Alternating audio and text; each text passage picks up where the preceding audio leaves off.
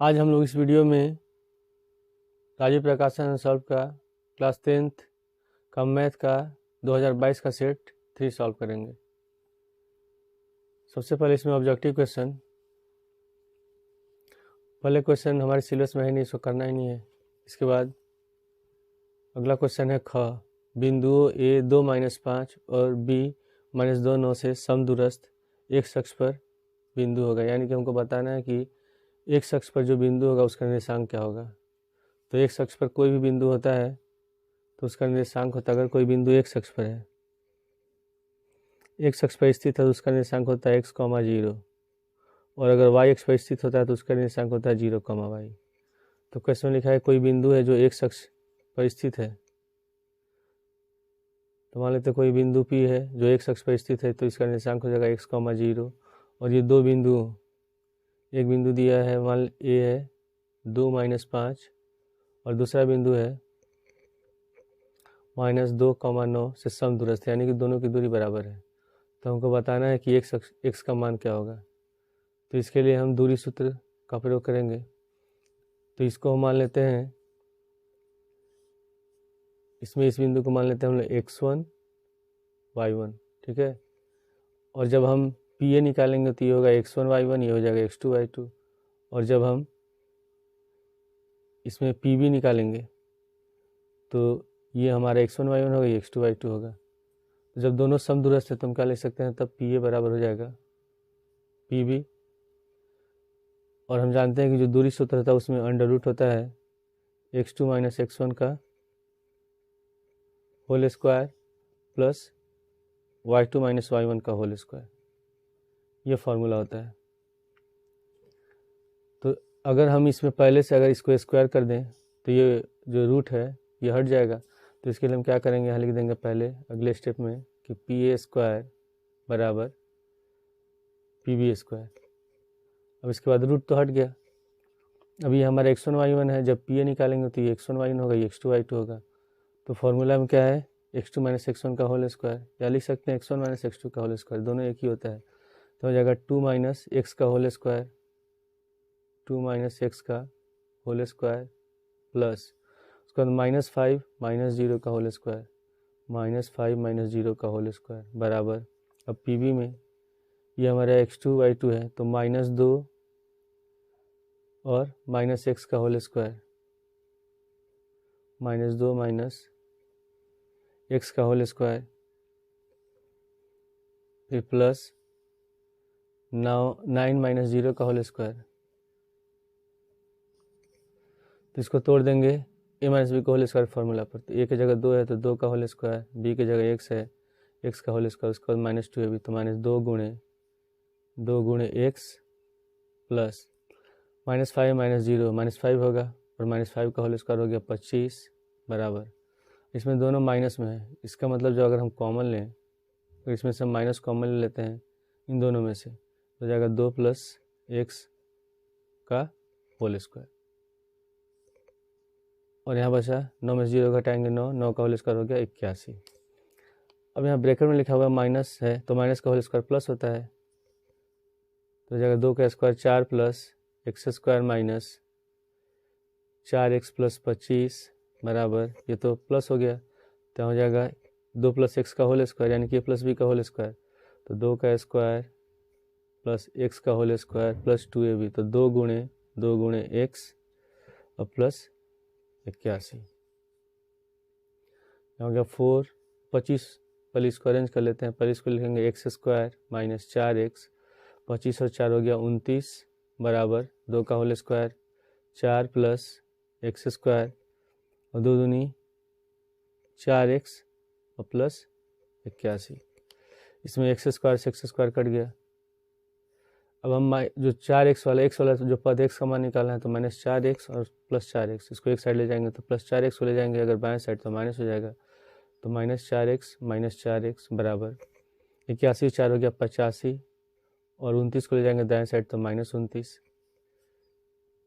तो ये हो जाएगा -8x बराबर, इसको घटाएंगे 15 में से 9 गया 6, और 7 में से 2 गया 5, 56। तो x बराबर हो जाएगा -56/8, 8 से 56 कट गया 7 बार में, तो x बराबर हो गया -7, यानी कि x बिंदु का निर्देशांक है, क्या हम लोगों ने माना x, 0, तो इसका आंसर कितना हो जाएगा -7, 0। तो क्वेश्चन नंबर ख का आंसर हो गया पहला। फिर ग हमारे सिलेबस में नहीं है। घ है कि यदि cos स्क्वायर थीटा बराबर 1/2 तो sin स्क्वायर थीटा का मान क्या होगा। इसमें दिया है कि cos स्क्वायर थीटा बराबर 1/2, तो हमको निकालना है sin स्क्वायर थीटा का मान। तो हम लोग जानते हैं कि सूत्र होता है sin स्क्वायर थीटा बराबर 1 माइनस cos स्क्वायर थीटा। तो 1 माइनस cos स्क्वायर थीटा का मान 1/2, तो इसके जगह हम लिख देंगे 1/2। इसका एलसीएम हो गया 2, 2 1 कम 2, 2 में से घटाएंगे 1, यानी कि sin स्क्वायर थीटा का मान हो जाएगा 1/2। तो घ का आंसर हो गया चौथा 1/2। फिर अंग में दिया कि चित्र में त्रिज्यखंड OAB का परिमाप क्या होगा, हमको बताना है। तो जब हम इसका परिमाप निकालेंगे तो परिमाप का मतलब ये जो जो कर्व है, ये टेढ़ा जो लाइन है, इसका भी निकालेंगे ये परिमाप, इसकी दूरी कितनी होगी, लेंथ निकालना है इसका, फिर ये भी जोड़ना और ये भी जोड़ना, पूरा जो दूरी होगा इसको हम परिमाप कहते हैं। तो त्रिज्यखंड का परिमाप का सूत्र निकालेंगे। सूत्र जो होता है वो होता है θ/360 × 2πr। तो उससे केवल इसका लंबाई निकलेगा और बाकी जितना निकलेगा फिर इसमें हम ये त्रिज्या 7 सेंटीमीटर इसको जोड़ देंगे तो हमारा परिमाप निकलेगा।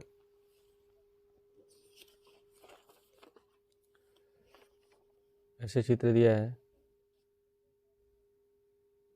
ये है 60 डिग्री और ये दिया है 7 सेंटीमीटर OAB।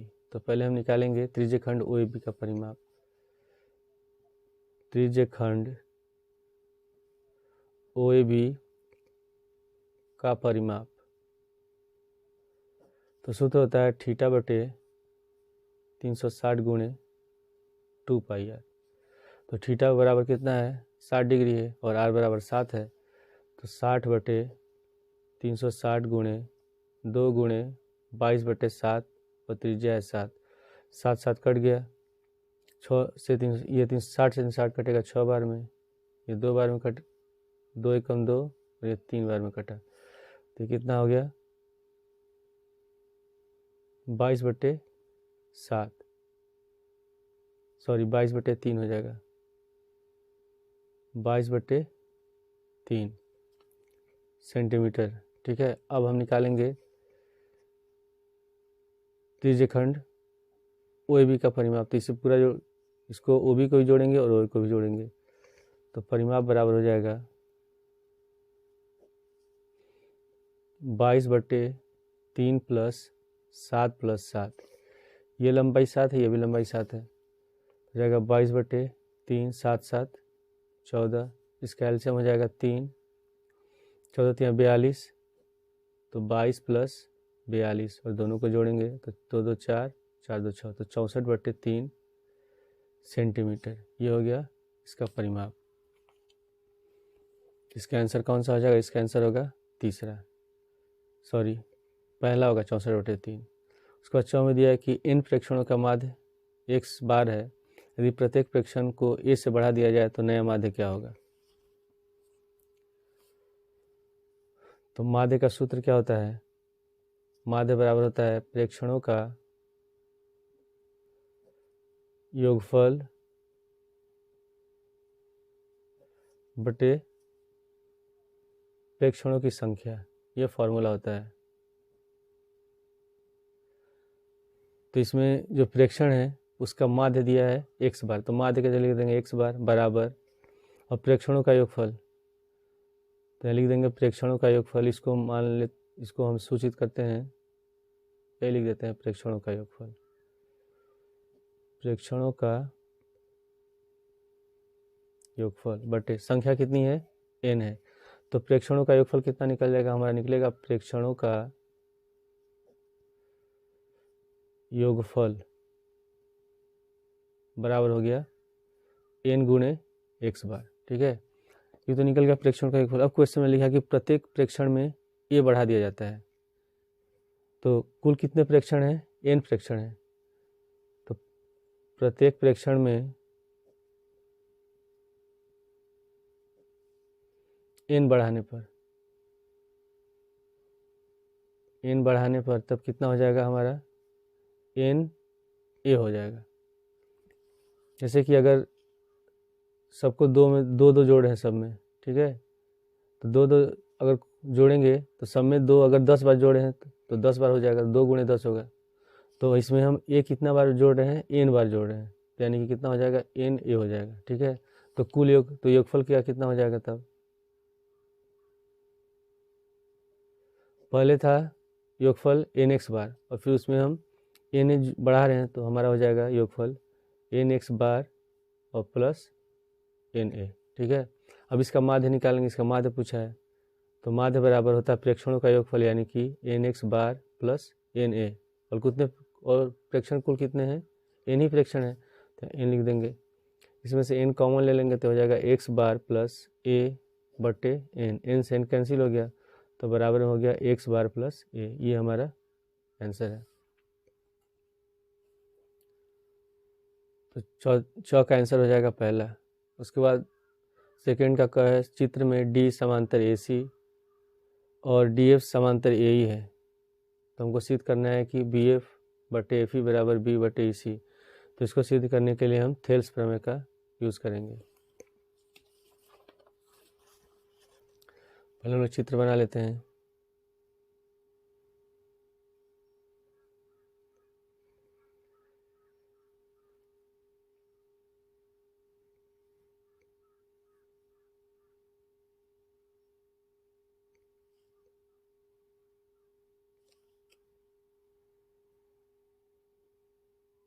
ऐसे चित्र दिया है, यहाँ हो गया A D B F E और सी, ठीक है। और क्वेश्चन क्या दिया, जो उसको पे लिख लेते हैं कि दिया है डी समांतर ए सी और डी एफ समांतर ए ई, ये गिवन है, ये दिया है हमको। सिद्ध क्या करना है, कभी भी हम क्वेश्चन सॉल्व करते हैं तो पहले गिवन लिखेंगे, फिर जो हमको सिद्ध करना है उसको लिखा जाता है। सिद्ध करना है तो वो क्या सिद्ध करना है, सिद्ध करना है कि बी एफ बटे एफ ई बराबर बी बटे ई सी, ठीक है। तो एग्ज़ाम में हम ऐसे ही सॉल्व करते हैं, ऐसा नहीं कि डायरेक्ट सॉल्यूशन लिखना है, ऐसे हमको पूरा नंबर नहीं मिलेगा। पहले गिवन लिखेंगे, फिर जो सिद्ध करना है उसको लिखेंगे, फिर हम लिखते हैं उत्पत्ति। अब इसके बाद अगर जिस वाले पहले किस त्रिभुज में, इसमें दो त्रिभुज बन रहा है, थेल्स प्रमेय में क्या होता है एक बार मैं फिर से बता देता हूँ। थेल्स प्रमेय में से मान लेते हैं एबीसी त्रिभुज है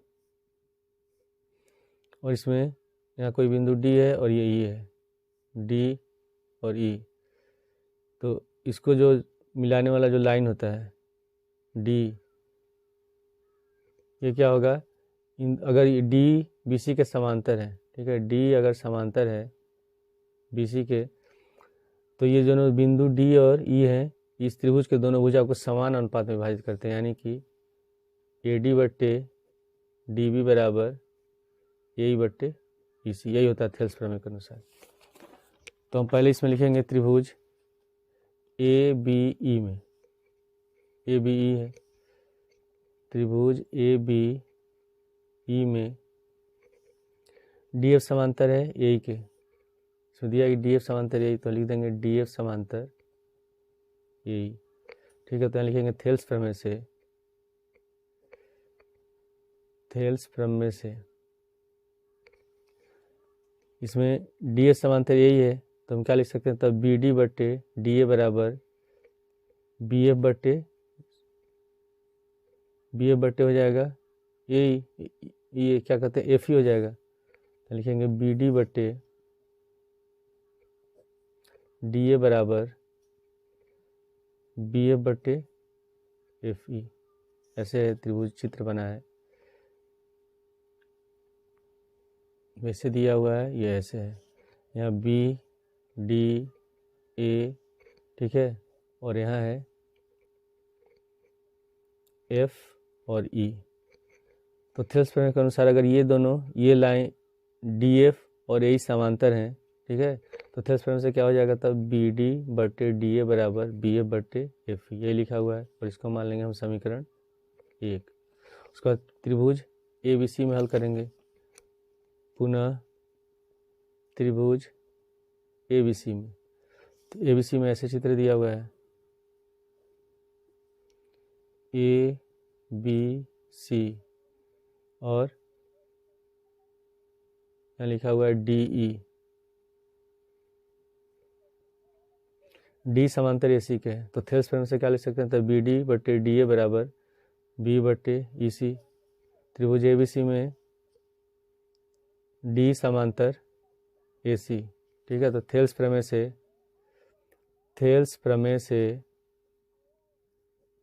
से हो जाएगा तब BD/DA बराबर लिख सकते हैं B/EC और इसको मान लेंगे समीकरण 2। अब दोनों की तुलना करेंगे, दोनों का हम देख रहे हैं कि बायां पक्ष दोनों का बराबर है। जब बायां पक्ष बराबर होगा तो दायां पक्ष भी बराबर होगा, तो समीकरण 1 और 2 से हम लिख सकते हैं BF/FE बराबर B/EC। यहाँ लिखेंगे समीकरण 1 तथा 2 से BF/FE बराबर B/EC, ठीक है। और ये हम लोग को सिद्ध करना था। इसके बाद अगला क्वेश्चन है क्वेश्चन नंबर ख। इसमें लिखा है कि साइन A - B बराबर 1/2 और कॉस A + B बराबर 1/2, और जो A + B का मान है वो 0 से बड़ा है और 90 के बराबर या 90 से छोटा है। और इसमें लिखा हुआ है कि A बड़ा है B से, तो हमको बताना है A और B का मान क्या है। तो इसमें क्वेश्चन नंबर ख में लिखा है, पहला दिया हुआ है कि साइन A - B बराबर है 1/2। तो हम जानते हैं कि साइन में जो 1/2 होता है साइन 30 डिग्री का मान होता है। तो यहाँ लिखेंगे साइन A - B बराबर साइन 30 डिग्री। तो साइन से साइन कैंसिल हो गया, तो A - B बराबर हो गया 30, और इसको मान लेंगे समीकरण 1। फिर इसमें दिया है कि पुनः कॉस A + B बराबर 1/2।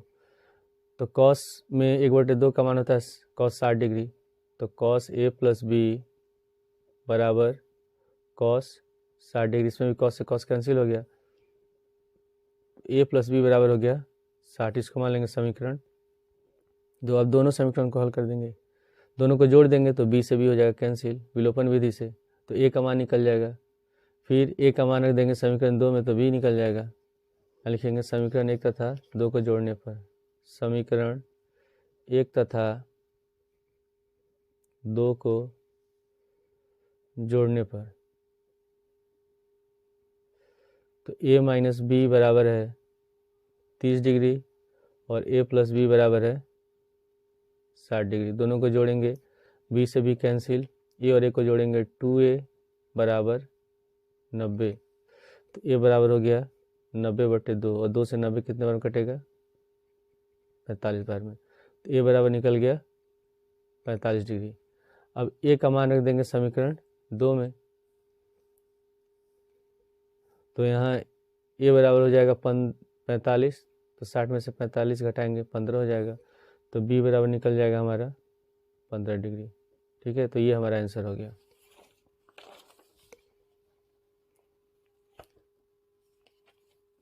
उसके बाद है फिर अगला क्वेश्चन, क्वेश्चन नंबर ग। ये हम लोग को करना नहीं है। घ में दिया है कि निम्नलिखित बारंबारता बंटन का बहुलक वर्ग ज्ञात कीजिए। तो बहुलक वर्ग कौन सा होता है, ऐसा वर्ग अंतराल जिसमें उसकी बारंबारता सबसे अधिक हो। तो बारंबारता कितनी है यहाँ, 17 है, सबसे अधिक बारंबारता 17 है, तो हमारा बहुलक वर्ग कौन सा हो जाएगा, 12 से 16। तो इस क्वेश्चन का आंसर हो गया। इसके बाद अगला दिया है कि सिद्ध कीजिए कि √3 एक अपरिमेय संख्या है। तो √3 को अपरिमेय संख्या सिद्ध करने के लिए पहले हम क्या मानते हैं कि √3 एक परिमेय संख्या है। तो इसमें लिखेंगे पहले तीसरा का ख है, माना √3 एक परिमेय संख्या है। परिमेय संख्या मान लेते हैं। जो परिमेय संख्या होता है किस रूप में होता है, A/B के रूप में होता है।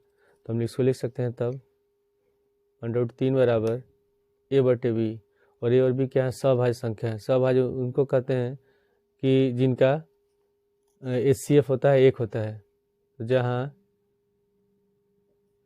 A तथा B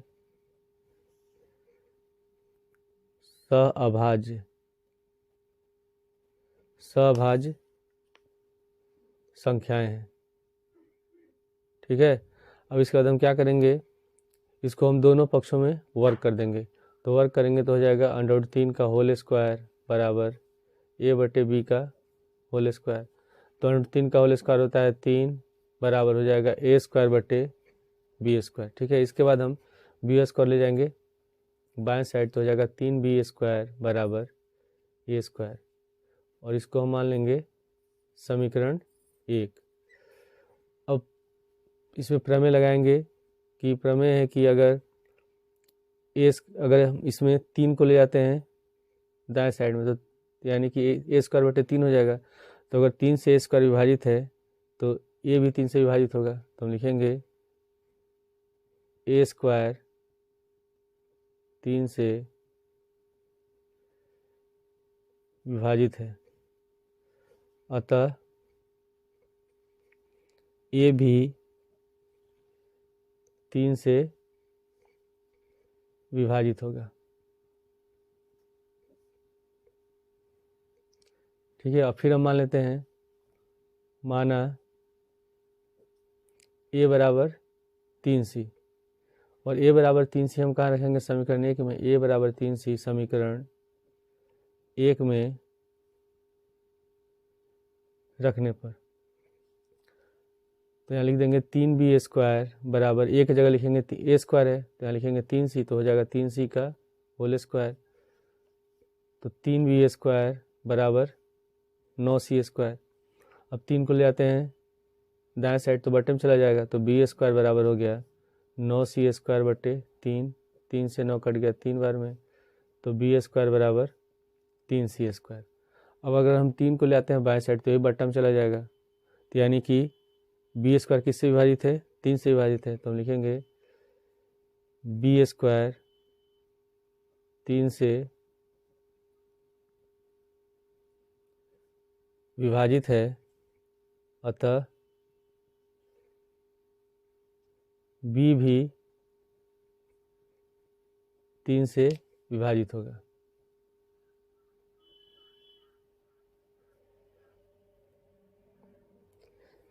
यानी कि हम देख रहे हैं कि B भी 3 से विभाजित है, ठीक है, और A भी 3 से विभाजित है। तो दोनों जब 3 से विभाजित है, यानी कि इसका जो कॉमन जो फैक्टर है, यानी कि जो उभयनिष्ठ गुणनखंड है 3 है, लेकिन हम लोगों ने क्या माना है कि A और B सभाज्य हैं, और इनका जो HCF 1 है, यानी कि जो कॉमन फैक्टर होगा, जो उभयनिष्ठ गुणनखंड होगा, एक ही होगा दोनों में। तो ये हमारा मानना क्या हो जाएगा, गलत हो जाएगा। तो हम लिखेंगे कि इसमें, इसलिए A तथा B का उभयनिष्ठ गुणनखंड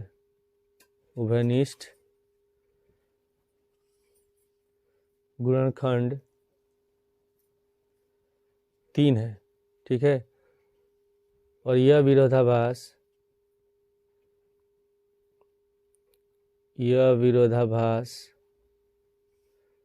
हमारी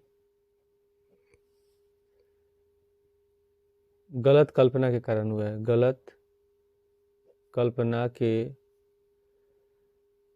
कारण हुआ है कि √3 क्या है, एक परिमेय संख्या है। √3 एक परिमेय संख्या है, अतः क्या लिख सकते हैं, अतः √3 एक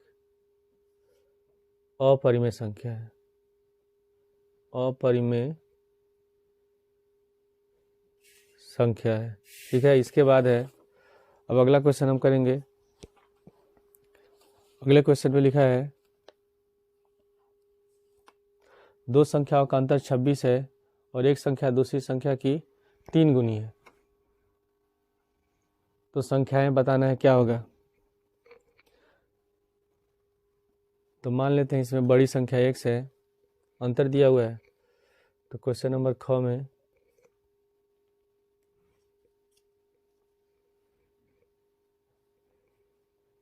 माना बड़ी संख्या x तथा छोटी संख्या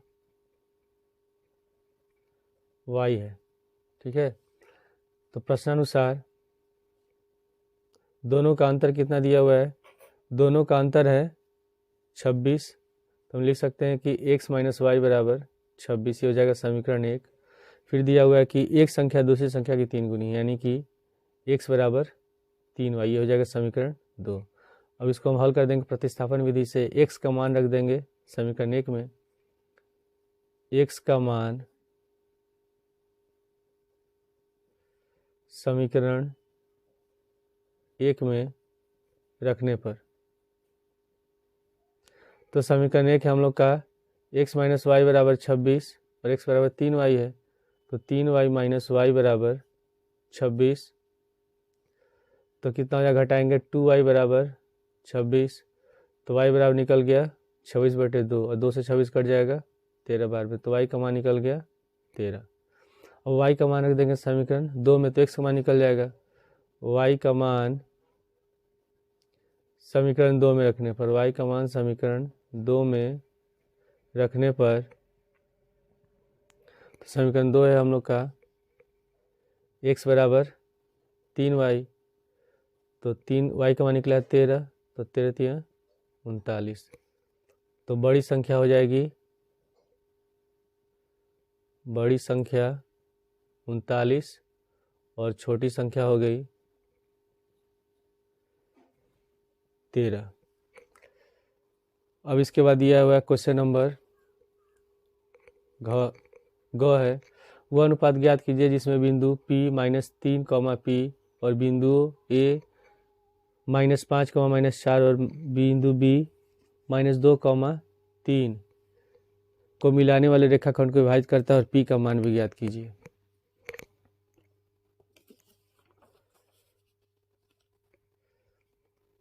क्वेश्चन नंबर है ग, इसमें लिखा हुआ है कि दो बिंदु दिया हुआ है, एक बिंदु A है जिसका निर्देशांक है -5, -4 और एक बिंदु B है B जिसका निर्देशांक दिया है -2, 3 और इसके बीच में कहीं भी कोई बिंदु P है जिसका निर्देशांक दिया है -3, P। तो हमको बताना है कि ये बिंदु जो P है इस रेखाखंड को किस अनुपात में विभाजित करती है और हमको बताना है कि इस बिंदु P का मान क्या होगा। तो मान कभी भी जो अगर अनुपात निकालना हो तो हमेशा हम किस अनुपात में मानते हैं, k और 1 के अनुपात में मानते हैं। तो हम लिखेंगे कि माना बिंदु P रेखाखंड AB को k और 1 के अनुपात में विभाजित करती है। तो इसके लिए हम विभाजन सूत्र का प्रयोग करेंगे। तो इसको हम मान लेते हैं x1 y1, ठीक है, ये होगा हमारा x2 y2 और ये जो बिंदु है ये होगा xy। तो सेक्शन फार्मूला यानी कि विभाजन सूत्र क्या होता है, विभाजन सूत्र होता है x बराबर, पहले इसमें x का मान दिया हुआ है और y का मान तो दिया नहीं है, तो पहले हम x का मान रखेंगे, ठीक है, और x वाले को हल करेंगे तो हम निकाल लेंगे जो अनुपात क्या है। तो x बराबर होता है m1 x2 plus m2 x1 बटे m1 प्लस m2। तो ये m1 बराबर हमारा हो जाएगा k और m2 बराबर हो गया 1। तो सूत्र के अनुसार x बराबर इसमें कितना है -3, तो यहाँ लिख देंगे -3 बराबर m1 की जगह k लिखेंगे, तो यहाँ हो जाएगा k गुणे x2 है, x1 y1 है, ये हमारा है x2 y2। तो x2 बराबर है -3, तो यहाँ लिख देंगे ब्रैकेट में -3, सॉरी ये हमारा xy है ना, ये है x2 y2, x2 बराबर है -2 लिखेंगे, प्लस m2 कितना है इसमें, m2 है 1, तो 1 लिख देंगे गुणे, उसके बाद x1 है -5, तो ब्रैकेट में लिखेंगे -5 बटे k + 1। अब इस पूरे पर तो k + 1 को -3 में गुणा करेंगे, तो -3 से k में गुणा करेंगे -3k, फिर 1 में गुणा करेंगे -3 बराबर, -2 से k में गुणा करेंगे -2k, और -5। के वाले पद को ले आएंगे बाएं साइड, 3 को -3 को ले जाएंगे दाएं साइड, तो ये माइनस है तो प्लस हो जाएगा, तो -3 के प्लस के बराबर यहाँ हो जाएगा -5। इसको ले जाएंगे दाएं साइड, प्लस का 3 हो गया, घटाएंगे -2 के बराबर, सॉरी के बचेगा, माइनस के बराबर माइनस का 2 तो कट गया, तो के बराबर हो गया 2/1, यानी कि m1 बराबर हमारा होगा 2, m2 बराबर हो गया 1। अब हमको निकालना है p का मान, तो इसमें हम y वाला सूत्र लिखेंगे, तो y बराबर होता है m1 y2 plus m2 y1 बटे m1 प्लस m2।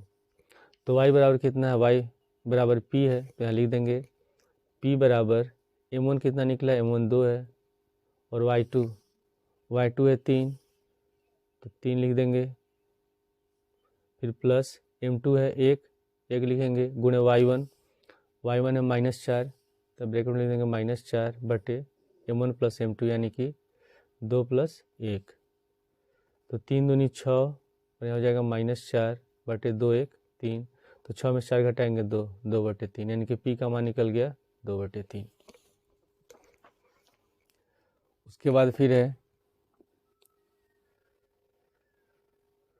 घ, ये भी हमारे सिलेबस में नहीं है, चौथा क भी नहीं है सिलेबस में। उसके बाद ख में दिया है द्विघात समीकरण 3x² - 2kx + 2m = 0 के मूल x बराबर 2 और x बराबर 3 है, तो k और m का मान बताना है क्या होगा। चौथा का ख, इसमें क्वेश्चन दिया हुआ है द्विघात समीकरण है 3x² - 2kx + 2m = 0, और x का 2 मान दिया है, x बराबर 2 है और x बराबर 3 है, तो इसको मान लेते हैं अल्फ़ा, इसको मान लेते हैं बीटा, तो माना अल्फ़ा बराबर हो जाएगा 2 तथा बीटा बराबर 3। अब इसकी हम तुलना करेंगे, द्विघात समीकरण है x² + bx + c बराबर 0 से, तो इसकी तुलना करेंगे तो a बराबर हो जाएगा 3, तो यहाँ लिख देंगे a बराबर 3, b बराबर -2k, और c बराबर कितना हो गया, c बराबर हो गया 2m। ठीक है, तो अब हम जानते हैं इसमें कि मूलों का योगफल का सूत्र होता है -b/a, तो मूलों का योगफल लिखेंगे अल्फ़ा प्लस बीटा बराबर माइनस, और b बराबर कितना है -2k, तो ब्रैकेट में लिख देंगे -2k बटे a बराबर है 3, अल्फ़ा बराबर है 2, बीटा बराबर 3 है, तो 2 + 3 बराबर माइनस माइनस प्लस हो जाएगा 2k/3, तो 2 और 3 जोड़ेंगे 5 बराबर हो गया 2k/3, और 3 से 5 गुणा कर देंगे 3 × 5 = 15 बराबर 2k। ठीक है, तो k बराबर कितना हो जाएगा, k बराबर हो गया 15/2, k बराबर लिखेंगे 15/2। ठीक है, इसके बाद है फिर हमको निकालना m का मान, तो लिखेंगे यहाँ मूलों का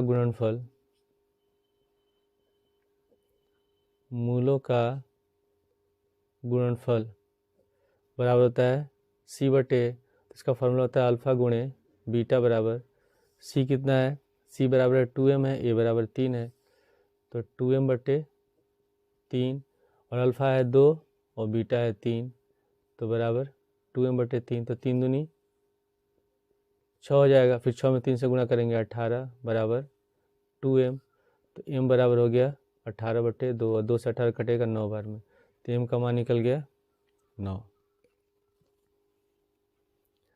उसके बाद फिर अगला क्वेश्चन यह है कि यदि बिंदु a 2, 3, फिर b 5, k और c 6, 7 संरेख है, तो a का मान ज्ञात कीजिए। तो ये क्वेश्चन निर्देशांक ज्यामिति से है, तो जब 3 बिंदु संरेख होते हैं तो जो त्रिभुज का क्षेत्रफल होता है वो 0 के बराबर होता है।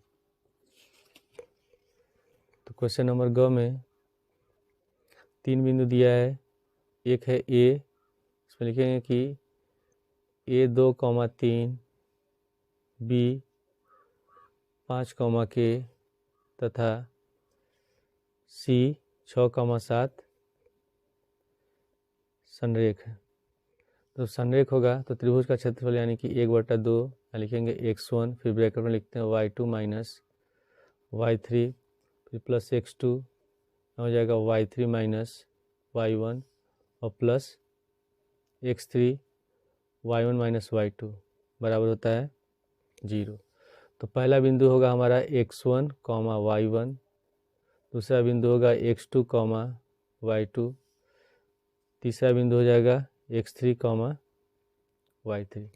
ठीक है, अब हम इसका मान रखते हैं। तो अगर हम 1/2 को बराबर दूसरी ओर ले जाएंगे इधर तो 0 हो जाएगा। अब x1 कितना है, x1 है 2, तो यहाँ 2 लिख देंगे, फिर गुणे y2 बराबर है k, फिर माइनस y3 7, ठीक है, प्लस उसके बाद x2 है 5, तो 5 लिख देंगे, गुणे y3 है 7, तो यहाँ 7 लिखेंगे, फिर माइनस y2 बराबर k है, y3 है 7, उसके बाद है y1 बराबर है 3, तो 3 लिखेंगे। उसके बाद प्लस x3 बराबर 6 है, तो यहाँ 6 लिख देंगे, गुणे y1 माइनस y2, y1 है 3, y2 है k, तो 3 माइनस k बराबर 0। इसको ब्रैकेट हटाएंगे तो 2k, 7 दूनी 14, प्लस 7 में से 3 घटाएंगे 4, तो 5 गुणे 4 हो जाएगा, प्लस 6 में 3 से गुणा करेंगे 3 छक्के 18 माइनस 6 के बराबर 0। यहाँ हो गया 2k और माइनस का 6k, तो घटेगा, हो जाएगा माइनस 4k, माइनस 14 प्लस 5 चौके 20 प्लस 18 बराबर 0। तो हो जाएगा माइनस का 4k, 20 और 18 जोड़ेंगे 38, या 20 में 14 घटा देंगे 6 बचा, और 18 में 6 जोड़ देंगे 24 हो जाएगा, तो बराबर 24 बराबर 0। तो प्लस 24 को ले जाएंगे दाएं साइड तो माइनस हो जाएगा, तो माइनस 4k बराबर माइनस 24, माइनस माइनस कट गया प्लस, तो k बराबर 24/4, और 4 से 24 कटेगा 6 बार में, तो k का मान निकल गया 6। अगला क्वेश्चन है क्वेश्चन नंबर 5वां। सभी खंड कीजिए। क में लिखा हुआ ग्राफिक विधि द्वारा दिखाइए कि रैखिक समीकरण निकाय 3x माइनस वाई बराबर 2 और 9x माइनस 3y बराबर 6 के अंततः अनेक हल है। 5वां का क्वेश्चन नंबर ख है। इसमें 2 समीकरण दिया हुआ। पहला है 3x माइनस वाई बराबर 2, ये हो गया समीकरण 1, और दूसरा है 9x माइनस 3y बराबर 6, यह समीकरण 2। तो हमको बताना है कि दोनों समीकरण के अनेक है हल, अनंत हल है या अनेक हल है। तो लिखेंगे समीकरण 1 से 3x माइनस वाई बराबर 2, तो हम इसमें क्या करेंगे, अगर y का x का मान निकालना है y के पद में, तो y को ले जाएंगे दाएं साइड, 2 को ले जाएंगे बाएं साइड, तो जाएगा 3x माइनस 2 बराबर y, तो y बराबर हो गया 3x माइनस 2। अब जब हम y बराबर 3x माइनस 2 हो गया। इसके बाद जब हम ग्राफ बनाते हैं तो ग्राफ बनाने के लिए कम से कम क्या करते हैं, समीकरण का 2 हल निकालते हैं। 2 से ज़्यादा भी निकाल सकते हैं, 3 या 4 निकालते हैं, तो कम से कम 2 हल निकालते हैं। तो इसमें हम क्या करेंगे, एक बार x बराबर इसमें 0 रखते हैं, माइनस में भी मान रख सकते हैं, प्लस में भी रख सकते हैं। तो पहले हम लिखेंगे x बराबर 0 रखने पर, जब x बराबर 0 रखेंगे तो हो जाएगा y बराबर 3 गुणे 0 और माइनस 2, तो 0 हो गया, बचा कितना -2। फिर हम एक बार रख देते हैं x बराबर, फिर 2 रखते हैं, तो y बराबर हो जाएगा 3 गुणे 2 माइनस 2, तो 3 दूनी 6 माइनस 2 कितना हो गया 4। एक बार माइनस में रख देते हैं, x बराबर -1 रखते हैं, तो y बराबर 3 गुणे x जगह क्या लिखेंगे, -1 लिखेंगे, तो -1 और -2, तो -3 हो गया, -2 कितना हो गया -5। अब इसका हम लिख लेते हैं हल सॉल्यूशन।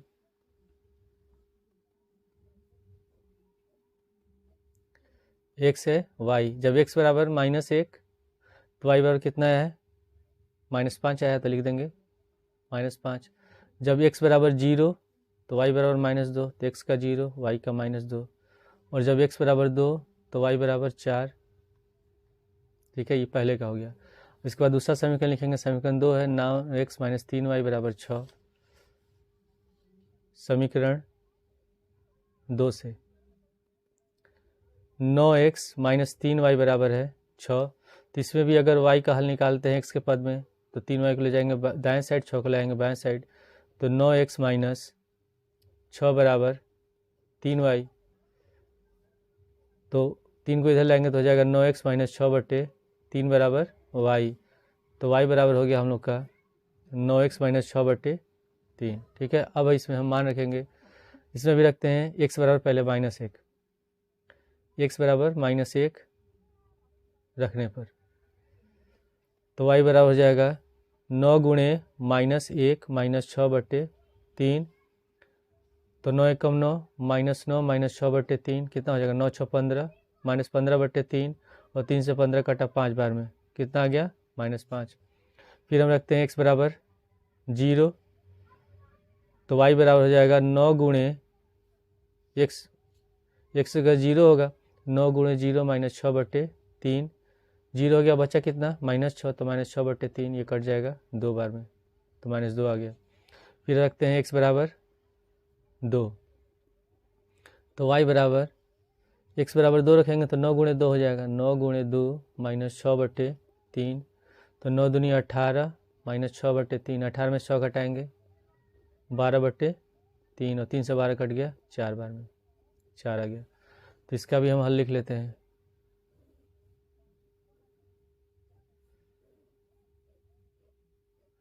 एक्स वाई, जब x बराबर -1 तो y बराबर कितना है, -5 है। फिर x बराबर 0 तो y बराबर -2, और x बराबर 2 तो y बराबर 4। देख रहे हैं कि समीकरण 2 और समीकरण 1 में दोनों का एक ही हल है। अब इसका हम लोग बनाते हैं ग्राफ। तो पहले दोनों अक्ष बना लेंगे।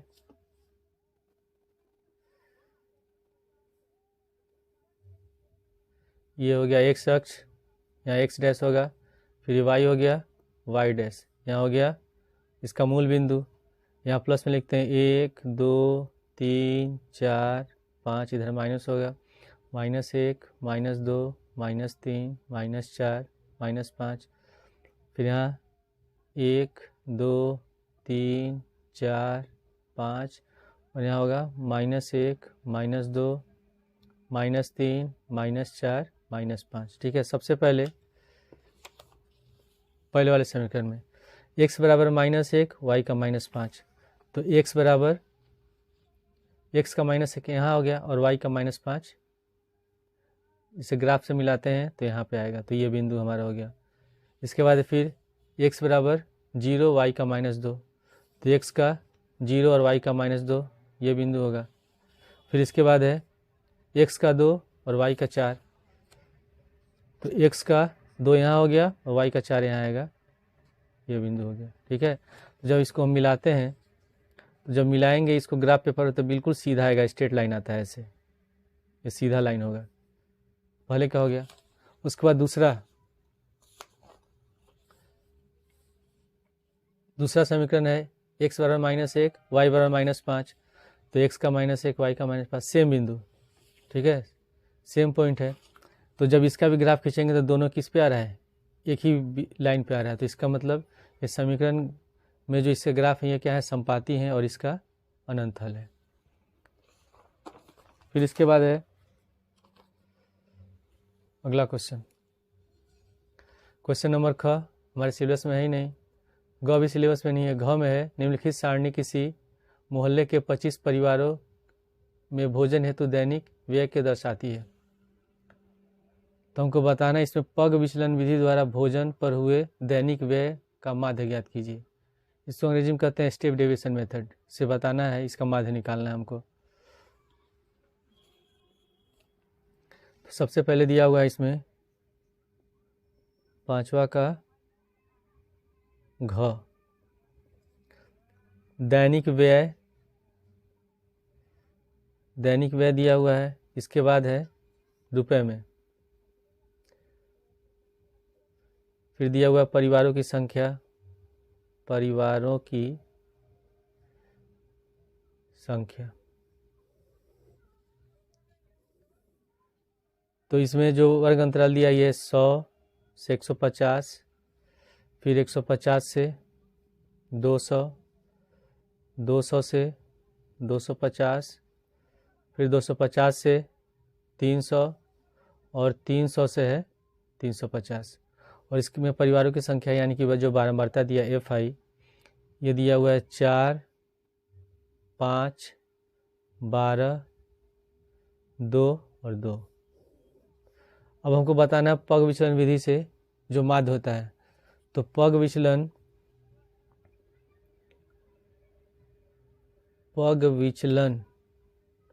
विधि, ठीक है।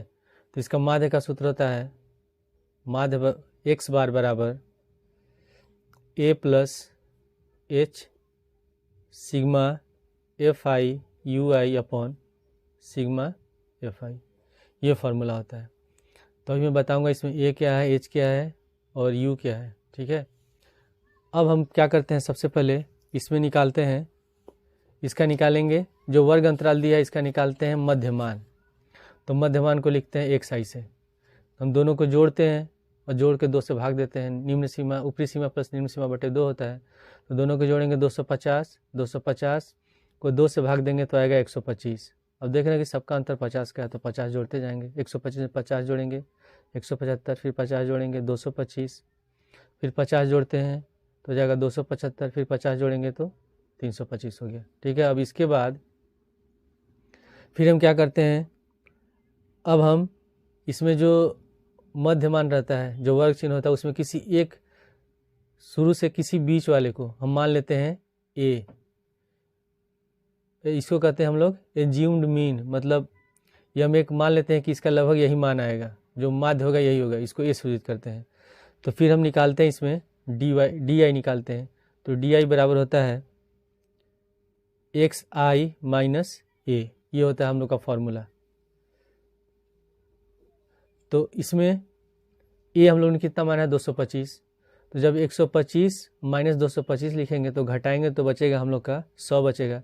और अगर हम ऐसे लिख रहे हैं xi कितना है 125 है और a हम लोग कितना माना है 225, तो जब घटाएंगे तो 100 बचेगा और बड़ी संख्या चिन्ह माइनस है तो हो जाएगा -100, तो यहाँ लिख देंगे -100। उसी तरह फिर 175 में से 225 घटाएंगे, इसमें xi है 175, इसको घटाएंगे तो बचेगा -50।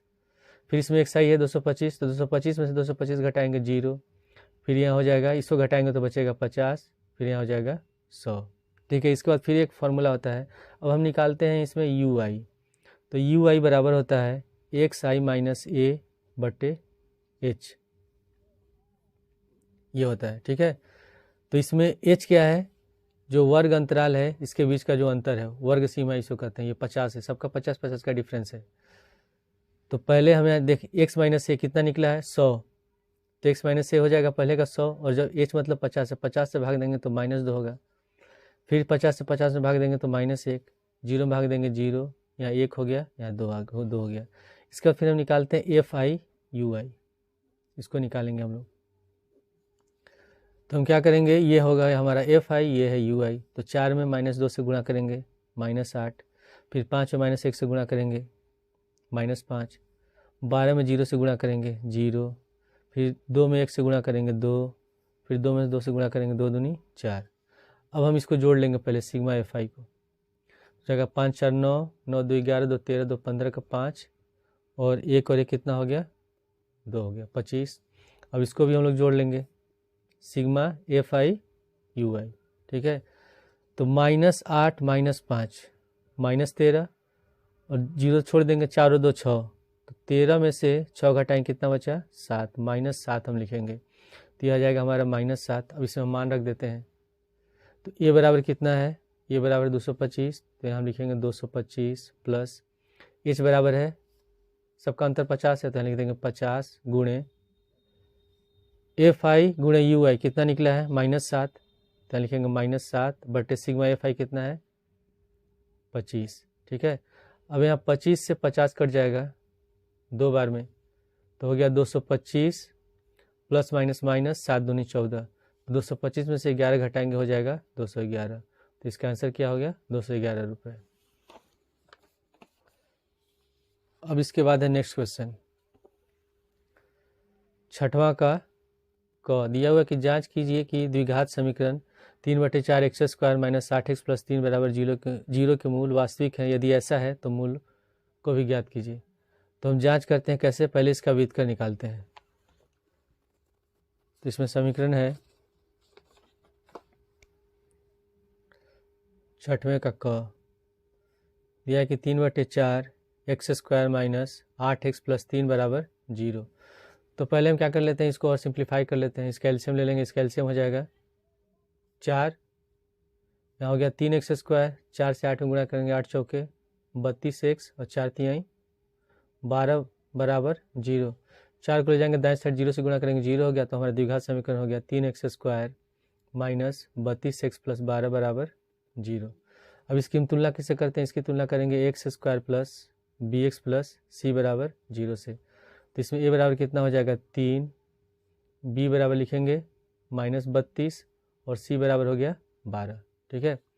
अब हम जब व्युत्क्रम निकालते हैं तो 3 कंडीशन होता है। पहला होता है कि जब बी स्क्वायर माइनस 4ac का मान 0 से बड़ा हो, यानी कि प्लस में आए, तब जो मूल होते हैं वो वास्तविक होते हैं और असमान होते हैं, यानी कि मतलब समीकरण का हल होगा।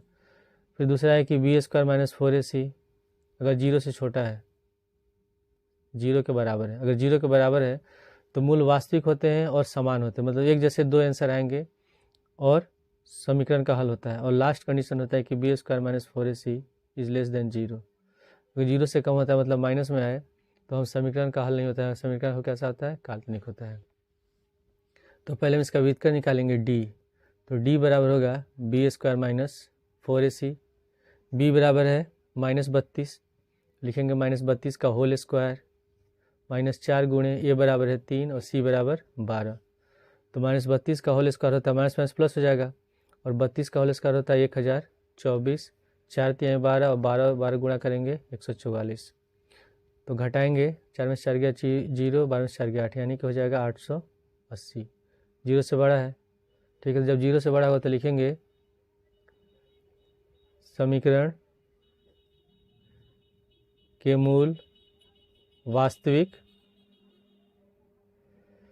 तथा असमान है, असमान है। ठीक है। अब इसके बाद हम द्विघाती सूत्र का प्रयोग करेंगे। तो होता है x बराबर -b plus minus under root B square minus 4ac upon 2a, ये फार्मूला है।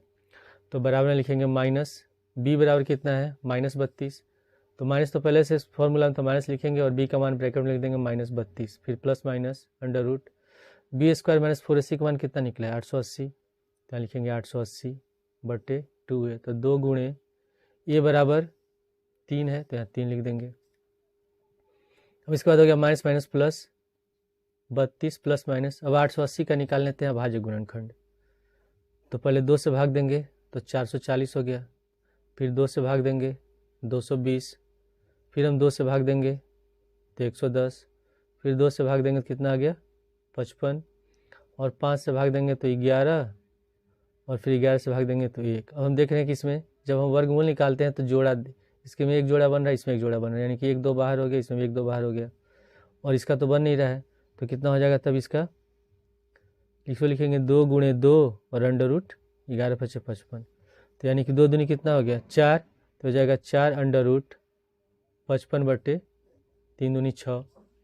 अब इन दोनों में कॉमन क्या है, 4 कॉमन ले लेते हैं। तो 4 कॉमन ले लेंगे तो हो जाएगा 4 8 32 और प्लस माइनस अंडर रूट 55/6।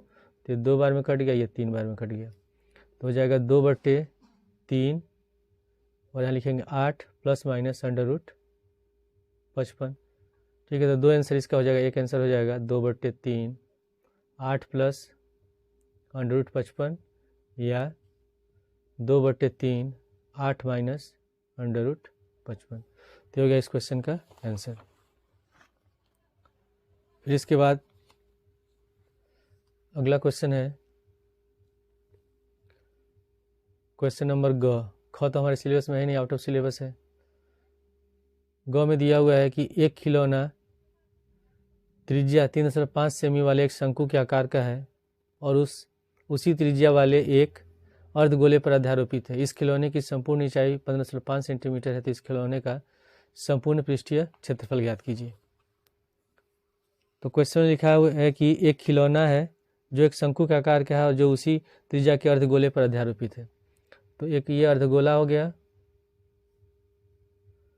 और इसके ऊपर एक खिलौना है जो शंकु के आकार का ये दिया हुआ है और इसकी त्रिज्या है 3.5 सेंटीमीटर।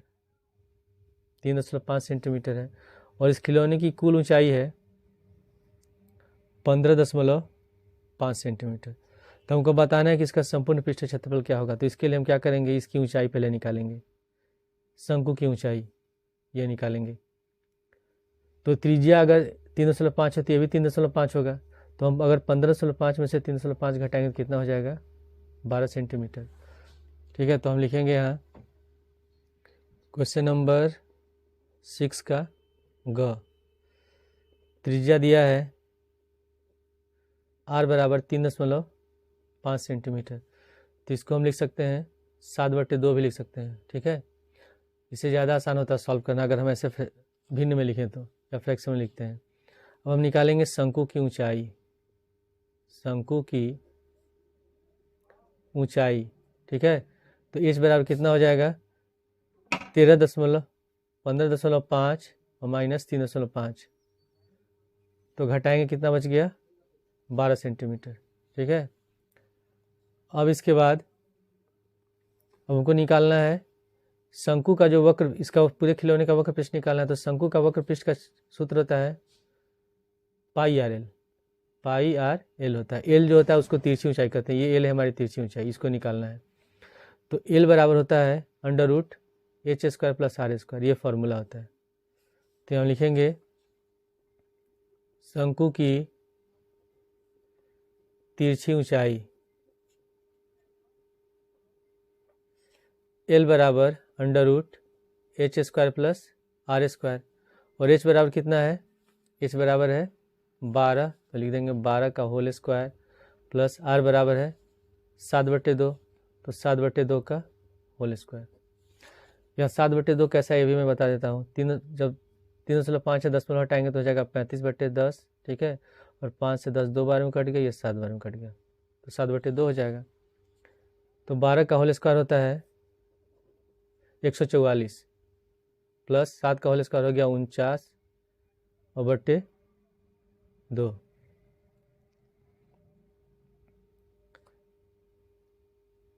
अब हम क्या करेंगे, इसे 2 का स्क्वायर तो 4 हो गया, 4 लिख देंगे।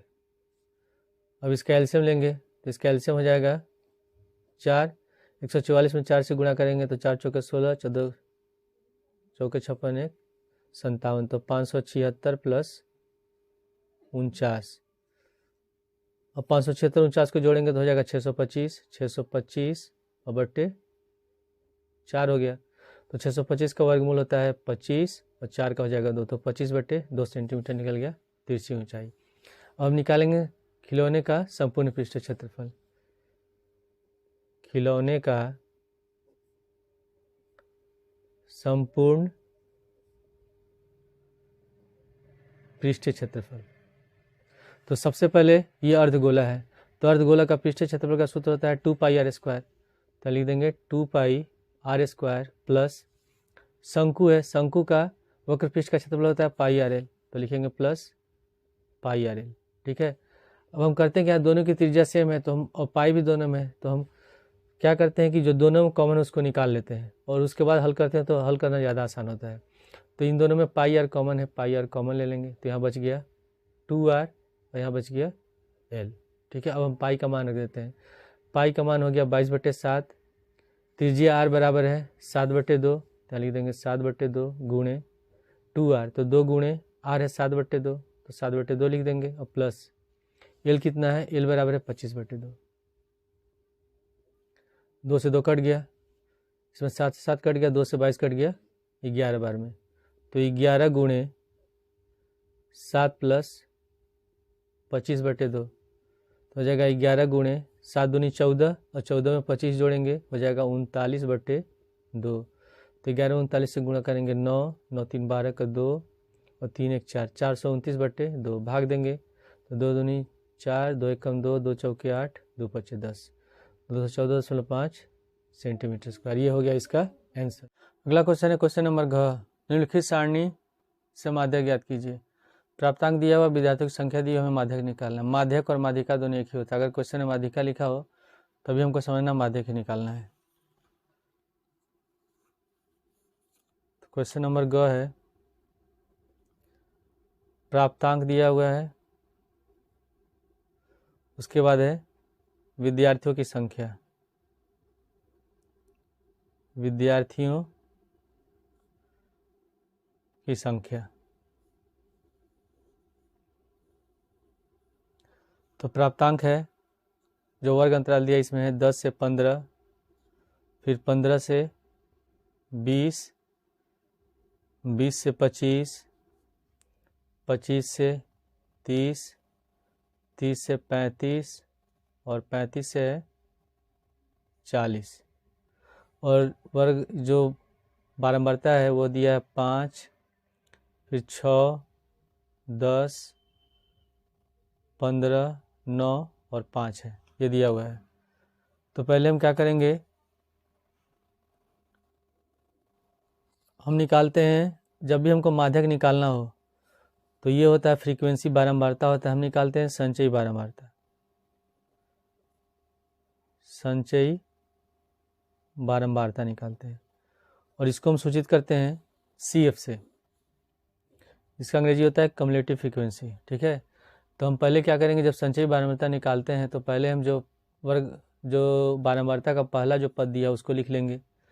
फिर उसमें हम क्या करते हैं, अगले पद को जोड़ेंगे। 5 में 6 जोड़ देंगे 11, फिर उसके बाद फिर अगला पद जोड़ेंगे, 11 में 10 जोड़ेंगे 21, फिर 21 में 15 जोड़ेंगे 36, 36 में 9 जोड़ेंगे 45 और 45 में 5 जोड़ेंगे 50।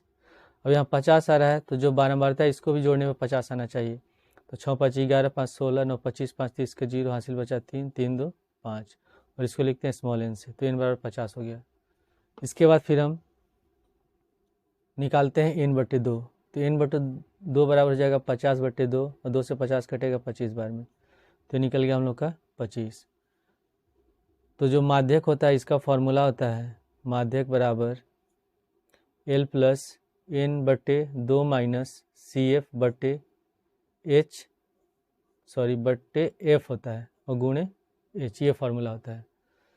तो हम इसमें निकालेंगे f, CF और h का मान निकालेंगे। तो n/2 बराबर 25 आ गया है। तो हम 25 किस में चेक करते हैं, संचयी बारंबारता में चेक करते हैं। तो हम 25 देखेंगे कहाँ आना चाहिए। तो 25 यहाँ तो 21 हो रहा है, 21 25 से कम है। अगला पद कौन सा है, 36। तो ज़्यादा वाला मान होता है उसी को हम लेते हैं, सिलेक्ट करते हैं। तो ये हो गया हमारा माध्यक वर्ग। तो माध्यक वर्ग में जो हमारा बारंबारता है ये होगा f, और जो माध्यक वर्ग का संचयी बारंबारता के ठीक पहले वाला जो बारंबारता होता है वो होता है हमारा CF होता है। और जो L हो जाएगा वर्ग अंतराल की निम्न सीमा। तो L बराबर हो गया 25। तो लिख लेंगे L बराबर 25। उसके बाद F बराबर है 15 और CF बराबर है 21। CF बराबर 21 हो गया। और H क्या होता है, H होता है जो वर्ग अंतराल दिया रहता है उसके बीच का अंतर। तो कितने का अंतर है, 5। तो H बराबर हो गया 5। अब इसमें मान रखेंगे।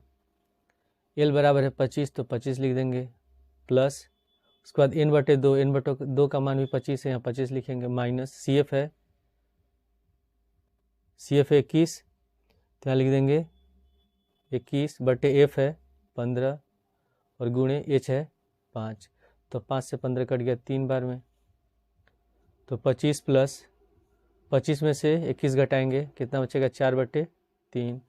तो भाग देंगे तो हो जाएगा 25 प्लस 4, 3 से 4 भाग 1 बार में, फिर 1 बचेगा तो 1.33।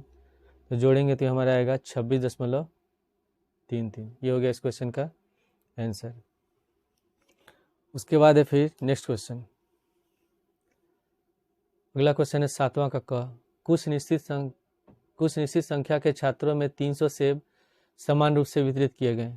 यदि 10 छात्र और आ जाएं तो प्रत्येक छात्र को मिलने वाले सेबों की संख्या में एक कमी हो जाती है। तो हमको बताना है छात्रों की संख्या क्या है। 7वां का क्वेश्चन है। मान लेते हैं, माना छात्रों की संख्या x है, छात्रों की संख्या x है और सेबों की कुल संख्या है, सेबों की संख्या बराबर 300।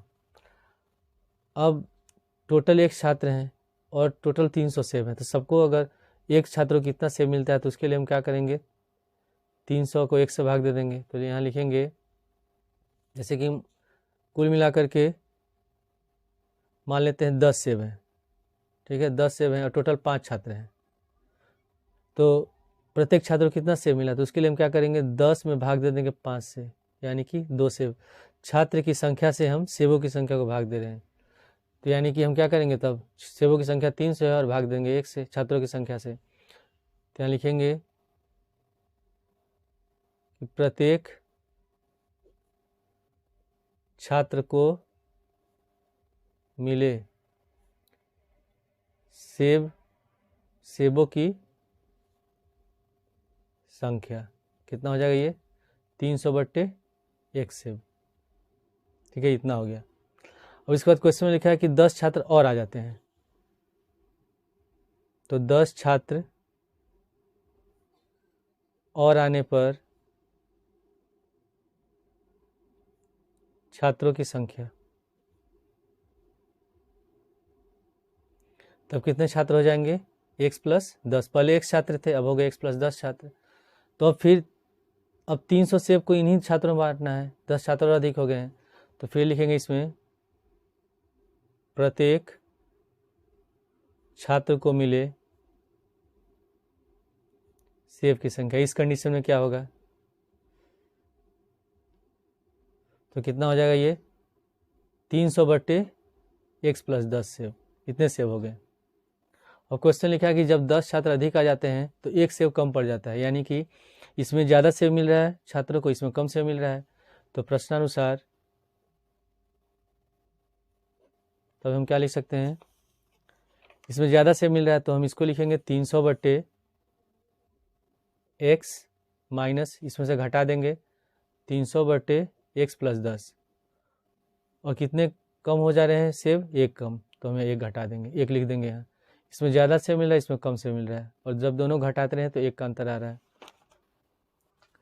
अब हम इसका एलसीएम निकालेंगे, इसका एलसीएम हो जाएगा x × x + 10, तो x + 10 में 300 से गुणा कर देंगे तो 300, और गुणे ब्रैकेट में लिखेंगे x + 10 माइनस 300 में 1 से गुणा करेंगे तो 300x बराबर 1, ब्रैकेट हटाएंगे तो 300 में 1 से गुणा करेंगे, हो गया 300x प्लस 300 में 10 से तो 3000, फिर माइनस 300x बटे इसमें गुणा करेंगे x और x गुणा करेंगे x² + 10x बराबर 1।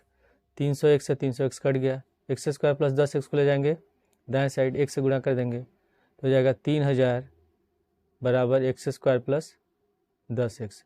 अगर हम इसको सीधा करके लिखे तो 3000 को इधर ले जाएंगे तो माइनस हो जाता है, तो इसको हम डायरेक्ट ऐसे भी लिख सकते हैं कि x² + 10x और माइनस 3000 बराबर 0, या इन दोनों को इधर लाएं फिर माइनस होगा, फिर माइनस कॉमन लेंगे तब ऐसे लिखेंगे, या ऐसे लिखा सकता है डायरेक्ट। अब हमको करना है इसका गुणनखंड, तो गुणनखंड करने के लिए हम 3000 को गुणा करेंगे x² में, तो हमारा हो जाएगा 3000 x² माइनस में। अब हमको 10x को ऐसे तोड़ना है कि जोड़ने घटाने पर 10 हो जाए, गुणा करने पर 3000 हो जाए, तो हम क्या करेंगे, इसके लिए 3000 का निकालते हैं अभाज्य गुणनखंड, तो 2 से भाग दे देंगे तो 1500, फिर 2 से भाग देंगे 750, फिर 2 से भाग देंगे तो ये हो जाएगा 2 × 6, 2 × 7 14, 375, फिर 3 से भाग देंगे 3 × 1 3 25, फिर 5 से भाग दे देंगे इसको, तो ये हो जाएगा 25 बार में, फिर 5 से 25 5 बार में, और ये हो गया 5 से 1 बार में। अब इसको गुणा करते हैं, 5 × 5 = 25 और 25 दूनी 50, ये हो गया 50। अब इसको गुणा करेंगे 5 3 15, 15 दूनी 30, 30 दूनी 60। ठीक है, तो 60 में से 50 घटाएंगे 10 बचेगा, इनको गुणा करेंगे तो 3000 हो गया। तो लिखेंगे x square plus 60x minus 50x minus 3000 बराबर 0। इन दोनों में x कॉमन ले लेते हैं, तो हो जाएगा x प्लस 60, इसमें माइनस का 50 कॉमन लेंगे तो माइनस 50 कॉमन लेंगे तो माइनस कॉमन लेंगे तो माइनस वाला पद प्लस में हो जाएगा, तो x प्लस 60 बराबर 0। तो एक ब्रैकेट में लिखेंगे x प्लस 60 और एक ब्रैकेट में लिखेंगे x माइनस 50 बराबर 0। अब अलग लिखते हैं, तो x प्लस 60 बराबर 0 या x माइनस 50 बराबर 0। तो प्लस 60 को ले जाएंगे दाएं साइड, तो x बराबर हो गया माइनस 60 और x बराबर 50। तो सेब की संख्या माइनस में तो होगा नहीं, तो ये क्या हो जाएगा, ये अमान्य हो जाएगा, ये अमान्य है। तो x बराबर 50 यानी कि सेबों की संख्या कितनी हो गई, 50 हो गई। उसके बाद फिर अगला क्वेश्चन है, अथवा दिया हुआ है कि समीकरण 1/x plus 4 minus 1/x minus 7 बराबर 11/30 और लिखा हुआ है कि x का मान -4 और 7 नहीं होगा, इसको छोड़िए कुछ भी हो सकता है। तो क्वेश्चन नंबर है 7वें का अथवा है, क का अथवा है 1/x plus 4 minus 1/x minus 7 बराबर दिया है 11/30। दोनों कैल्शियम ले लेते हैं, x प्लस 4 और x माइनस 7 का, तो इसका कैल्शियम हो जाएगा, एक ब्रैकेट में x प्लस 4 लिखेंगे और एक ब्रैकेट में x माइनस 7। x माइनस 7 से 1 में गुणा कर देंगे, x माइनस 7 हो गया माइनस, फिर 1 में गुणा करेंगे तो इसको यहाँ माइनस का चिन्ह लगा तो इसको ब्रैकेट में लिखेंगे x प्लस 4 और बराबर में 11/30। अब अगले स्टेप में क्या करेंगे, ब्रैकेट हटा देंगे, तो x माइनस 7 माइनस x दोनों माइनस हो जाएगा, -4 बटे इससे गुणा कर देंगे x और x गुणा करेंगे एक्स स्क्वायर, फिर x में माइनस 7 से गुणा करेंगे -7x, 4 से x में गुणा करेंगे प्लस का 4x, प्लस फिर 4 से माइनस 7 में गुणा करेंगे 7 चौक 28 -28 बराबर 11/30। x और x कट गया। ठीक है, अब यहाँ हो जाएगा -7 -4 -11, ठीक है, बटे एक्स स्क्वायर -7x से प्लस का 4x घटाएंगे बचेगा -3x -28 बराबर 11/30। अब हम क्या करेंगे, क्रॉस मल्टीप्लाई कर देते हैं, इसको ले जाएंगे इसके जगह, इसको इधर लाएंगे 30 को इधर कर देंगे, तो इसको हम लिख देंगे -11 गुणे 30 बटे 11 बराबर x square minus 3x minus 28। तो 11 से 11 कट गया, बचा कितना, -30 बराबर x square minus 3x minus 28। अब इसको अगर -30 को उधर ले जाना पड़ेगा तो प्लस में हो जाएगा, तो इसको हम डायरेक्ट लिख देंगे x square minus 3x minus 28 plus 30 बराबर 0। ठीक है, तो प्लस का 30 से 28 घटाएंगे तो कितना हो जाएगा, 2 बचेगा, तो हम लिख सकते हैं x square minus 3x plus 2 बराबर 0। ठीक है, अब इसको हमको गुणा करना है, तो इसमें गुणा करेंगे 2x स्क्वायर, अब 2 को ऐसे तोड़े, इसे 3x को ऐसे तोड़े कि जोड़ने घटाने में 3 हो जाए और गुणा करने में प्लस का 2 हो जाए, तो 2 1 कम 2 होता है और 2 1 3, तो इसको लिखेंगे x square minus 2x minus x plus 2 बराबर 0। अब इन दोनों में x कॉमन ले लेंगे, तो हो जाएगा x माइनस 2, इसमें -1 कॉमन ले लेंगे, तो यहाँ भी हो गया x माइनस 2 बराबर 0।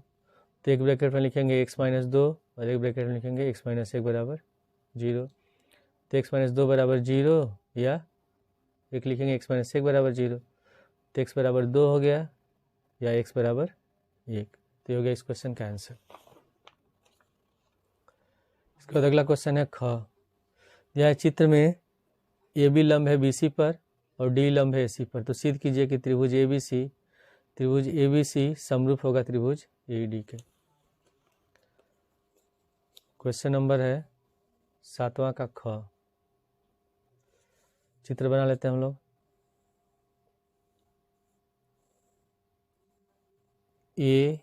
ABC एक समकोण त्रिभुज है और इसमें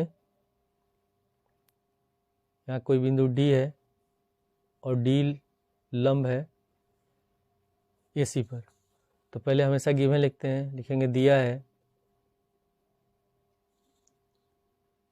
ए बी लंब है BC पर और D लंब है AC पर। सिद्ध क्या करना है?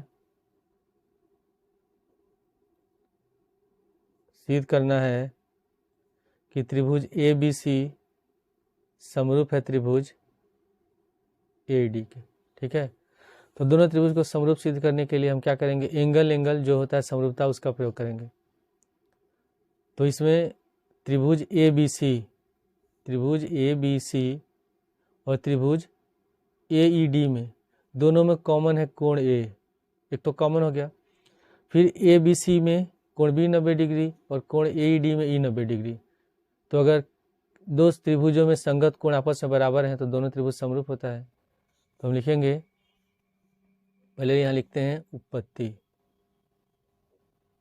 लिखेंगे त्रिभुज ABC तथा त्रिभुज AED में, तो दोनों में कोण A क्या है? बराबर है, इसमें कॉमन है दोनों में। तो कोण A बराबर कोण A, ब्रैकेट में रीजन जरूर लिखेंगे, उभयनिष्ठ, दोनों में कॉमन उभयनिष्ठ हो गया।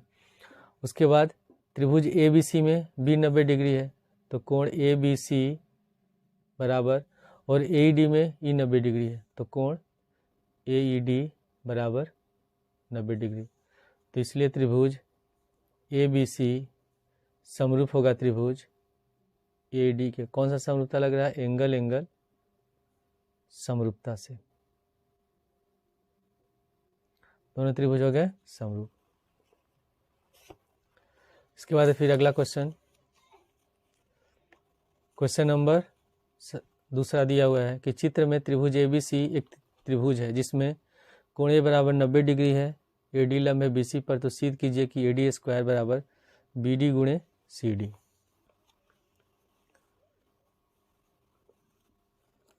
तो पहले हम लिख लेंगे इसमें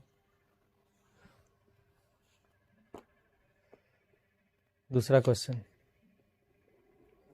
चित्र बना लेते हैं।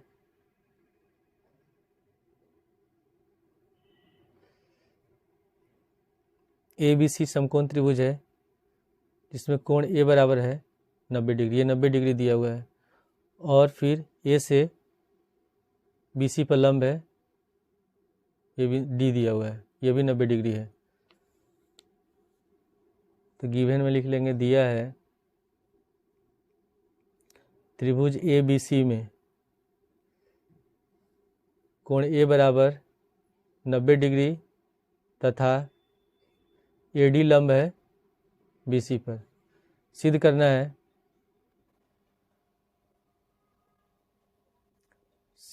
है, AD स्क्वायर बराबर BD गुणे CD, ये हम लोग को सिद्ध करना है।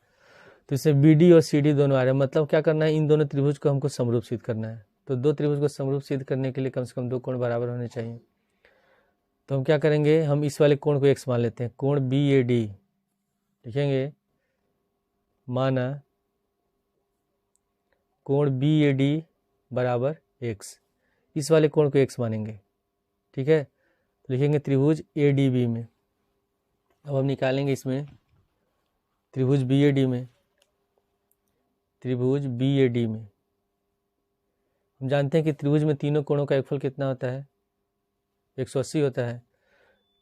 तो इसमें हम लिख सकते हैं कोण ABD प्लस कोण BAD और प्लस कोण ADB बराबर कितना हो जाएगा?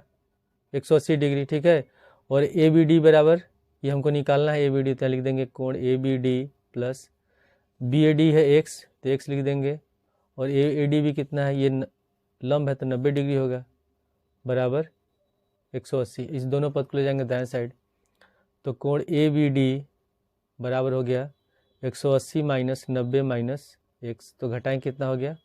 90 माइनस x, यानी कि ये कोण निकल गया हमारा 90 माइनस x।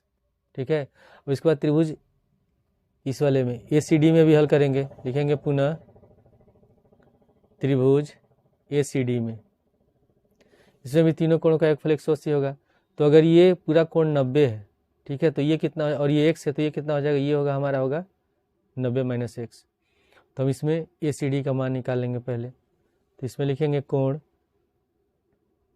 ACD प्लस फिर कोण CAD प्लस कोण ADC बराबर 180। अब ACD कितना है, ACD हमको निकालना है, तो इसमें लिख देंगे ACD प्लस CAD। CAD है 90 माइनस एक्स, तो यहाँ लिखेंगे 90 माइनस एक्स प्लस ADC कितना है, ये 90 है बराबर 180। तो कोण ACD बराबर 90 हो जाएगा 180, इसको इधर जाएंगे माइनस हो जाएगा, माइनस एक्स हो जाएगा प्लस हो जाएगा। तो 180 माइनस 180 और माइनस वाला हो गया प्लस एक्स, 90 जोड़ेंगे 180, तो जब दाएं साइड ले जाएंगे तो माइनस 180 हो गया, ये दोनों कट जाएगा। तो कोण ACD बराबर कितना आ गया, एक्स। ठीक है। अब हम इसके बाद दोनों त्रिभुज को समरूपसित करेंगे।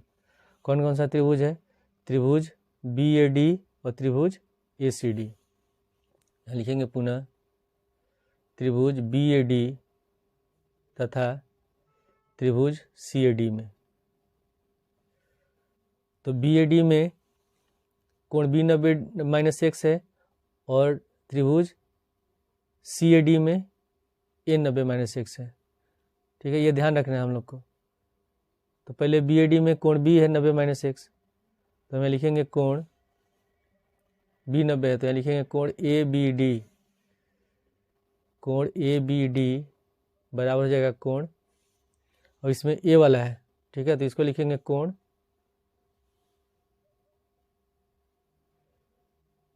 BAD, और यहाँ गलती हो गई, यहाँ लिखेंगे CAD। ठीक है, क्योंकि हम जब भी इसको लिखते हैं जिस ऑर्डर में लिखेंगे, जैसे कोण B का संगत कोण C हो जाएगा, कोण A का संगत, तो उसी क्रम में लिखना है हमको। फिर गलती हो गया, इसी को दोबारा हम लिख रहे हैं, इसको हम लिखेंगे ACD। ठीक है, ACD लिखेंगे। कोण B का संगत हो जाएगा कोण A, कोण A का संगत होगा C और D का संगत D होगा। तो जब कोण ABD लिख रहे हैं ABD, ठीक है, तो इसी तरह इसको लिखेंगे CAD। B का संगत A है, तो यहाँ हो जाएगा कोण CAD और बराबर में लिखेंगे 90 माइनस एक्स।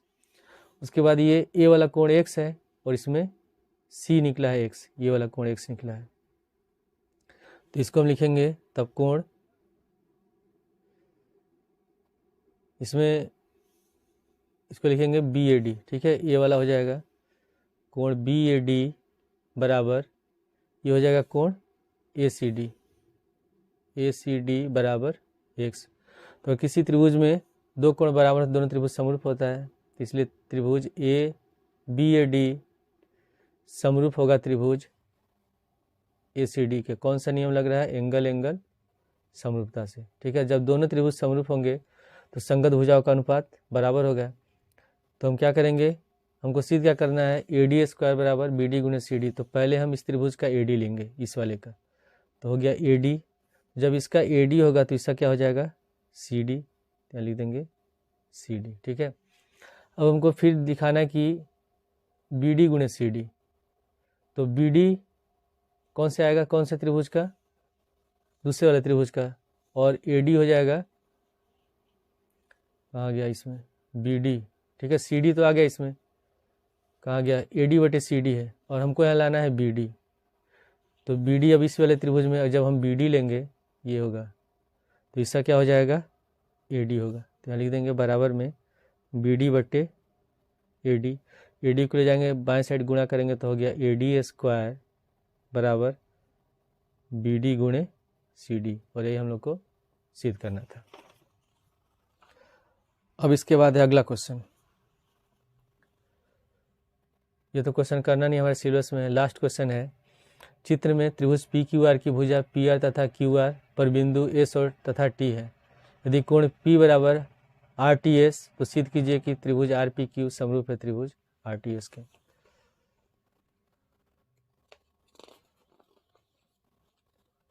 लास्ट क्वेश्चन है दूसरा।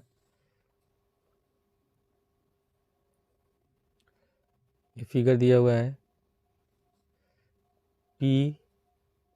क्यू, टी है, एस है और यहाँ आर है, और ये दोनों कोण आपस में बराबर दिए हुए हैं। तो पहले हम गिवन लिखेंगे, दिया है त्रिभुज पी क्यू आर में कोण P बराबर कोण RTS। ठीक है, सिद्ध क्या करना है, सिद्ध करना है कि त्रिभुज RPQ समरूप है त्रिभुज RTS के।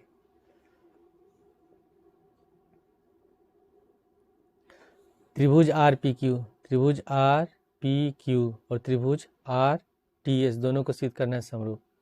तो दोनों त्रिभुज में कोण R जो हो गया ये कॉमन हो गया, उभयनिष्ठ हो गया, और पहले से दिया हुआ है कि त्रिभुज RPQ में कोण P और त्रिभुज RTS में T बराबर है।